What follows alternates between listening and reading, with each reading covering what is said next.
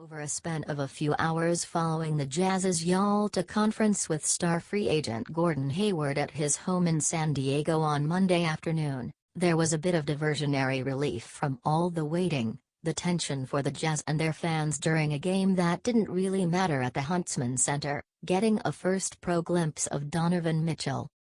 The ridiculously too early conclusion to draw, the kid can play.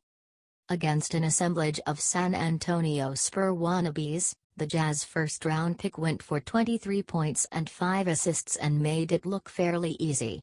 He was explosive, athletic, accurate, decisive, confident, and for all the world looked like the kind of promising young prospect that actually could contribute to the Jazz in his rookie season.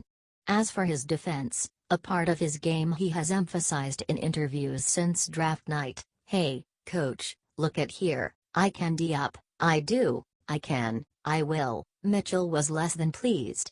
He said he would study the film, make adjustments, live and learn, and hit the throttle in summer league games yet to come. Videos. Top jobs. Top jobs. Utah Legal Services. Paralegal. Top jobs arrow. May trucking. Drivers, Class A. Top jobs arrow. Market Street Grill downtown. Line Cook. Top jobs arrow. Flash Technologies, LLC. Engineer. Top jobs arrow. The Eye Institute of Utah Incorporated. Patient Services. Top jobs arrow. Check out all of the top jobs. Meanwhile, word floated out that the Jazz party sent to Hayward's place included General Manager Dennis Lindsey, Coach Quinn Snyder, Team President Steve Starks, players Rudy Gobert, Ricky Rubio, who flew in for the meeting from Spain, Joe Ingles, fresh from the inking of his $52 million deal Saturday, Rodney Hood, and team owner Gail Miller. That group, presumably, had all the angles covered.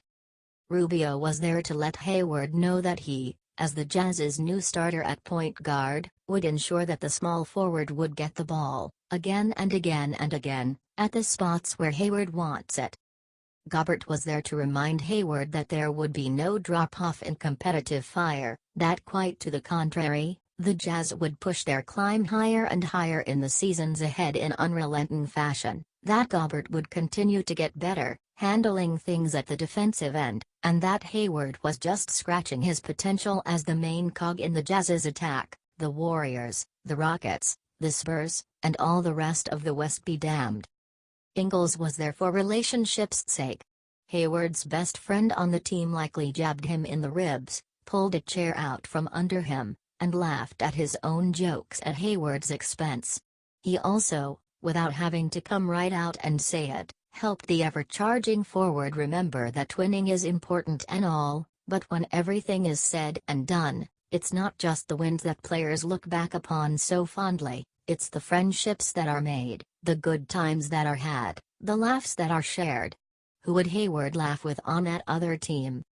Playing careers are so very short compared to the larger scheme of things, and what good is the whole of them without having fun along the way?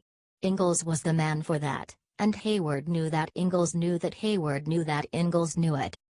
Snyder was there to show Hayward, once more, the face of the coach under whom he had made more progress than with any other coach at any other time in his days of playing basketball. It wasn't his college years. It was the time in Utah with you-know-who providing opportunities for great play. Miller was there because, of all the people involved with the Jazz, from a player's perspective, from any perspective, who has been kinder, warmer, more supportive, more trustable than Gail Miller? She said it multiple times, channeling Herm Edwards, who said, "You play to win the game," and that her goal, as much as any other, is to win a championship. That's why you compete, right? She said over and over. She probably said it more than once Monday. How can Hayward say no to that? Does he have a heart? Does he have a soul? Meanwhile, Mitchell was drawing cheers at the Huntsman Center, helping take the minds of thousands of Jazz fans assembled there to a less stressed-out place. Danny Ainge and Brad Stevens were in the building, too, watching the Celtics Summer League entry, with the number 3 overall pick in the draft, Jason Tatum, play the Sixers and the number 1 pick, which Boston had trades away, Markelle Fultz.